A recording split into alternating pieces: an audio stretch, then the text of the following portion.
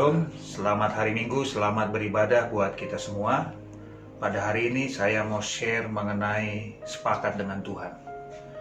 Saudara, waktu Tuhan berjanji, kita percaya bahwa Tuhan sanggup melakukannya. Cuman ada hal yang menarik, waktu Tuhan berjanji kepada Abraham, "Aku akan membuat engkau menjadi bapa banyak bangsa." Dan yang Tuhan lakukan terlebih dahulu setelah mengucapkan janji itu, dia rubah namanya. Dari Abram menjadi Abraham, dari Sarai menjadi Sarah. Kenapa Tuhan harus lakukan itu?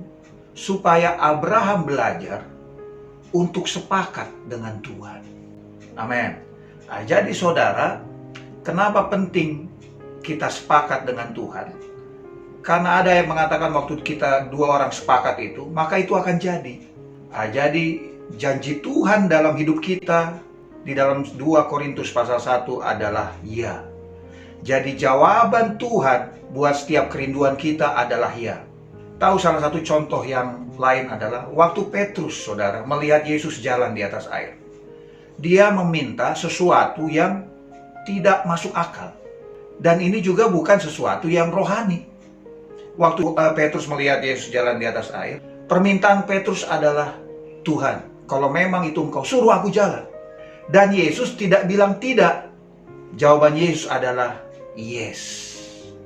Dan karena permintaan Petrus itu, Yesus sudah sepakat. Jadi sejak awal, sejak zaman perjanjian baru, Tuhan sudah sepakat dengan kita.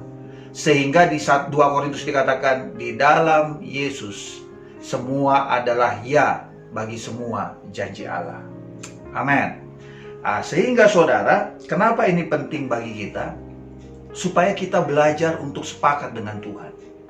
Yang sering kali jadi masalah adalah kita sepakat dengan isi dompet kita. Kita sepakat dengan penyakit kita. Kita sepakat dengan kekurangan kita. Baiklah kita semua sepakat dengan apa yang Tuhan katakan kepada kita. Sehingga di kitab Ibrani dikatakan, baiklah kita teguh berpegang pada pengakuan iman kita.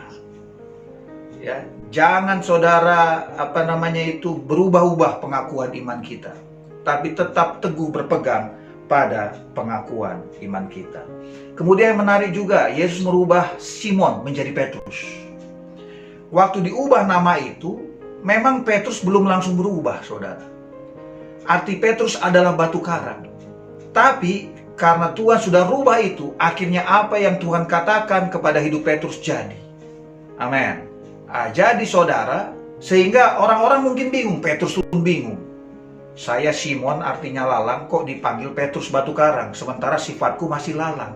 Tapi perkataan Tuhan dalam hidup Petrus jadi sesuai dengan kehendak Tuhan. Kemudian juga jabatan Yesus. Yesus tidak hanya dipanggil Yesus, disitu dikatakan Yesus Kristus. Kristus artinya juru selamat. Kenapa Tuhan harus tambahkan jabatan Kristus? Untuk menyadarkan Yesus bahwa dia adalah juru selamat bagi dunia ini. Dia harus melewati segala penderitaan. Dia harus korbankan dirinya. Tidak gampang, sehingga waktu di Taman Getsemani, begitu beratnya pergumulan Yesus sehingga dia katakan, "Tuhan, biarlah cawan ini lalu daripadaku. Tapi bukan kehendakku yang jadi." Di sini Yesus sepakat. Kehendakmu yang jadi. Saya percaya Yesus diingatkan oleh jabatan dia sebagai juru selamat, sehingga dia setia sampai akhir. Amin. Jadi biarlah kita saudara pada minggu-minggu ini, apapun janji Tuhan dalam hidup saudara, sepakatlah. Waktu kita sakit, sepakat bahwa oleh bilurnya kita sudah sembuh. Waktu kita kekurangan, kita sepakat, Allahku akan memenuhi segala kebutuhanku menurut kekayaan dan kemuliaannya. Dan yang terakhir saudara, tahu yang menarik? Yesuslah CEO atau direktur dalam hidup kita. Dialah yang mengatur hidup kita, dia yang mengatur bisnis kita, dia yang mengatur keluarga kita, dia yang mengatur masa depan kita. Jadi saudara jangan khawatir. Serahkan seluruh bagian hidup saudara kepada the best CEO atau direktur terbaik yang pernah ada di jagat raya ini. Biarlah saudara melalui firman pada hari Minggu ini Tuhan, supaya saudara juga semakin sepakat dengan Tuhan dan percaya bahwa Dia sanggup melakukan apa yang Dia janjikan dalam hidup saudara. Mari kita berdoa. Bapa, terima kasih Tuhan buat anugerah-Mu yang luar biasa.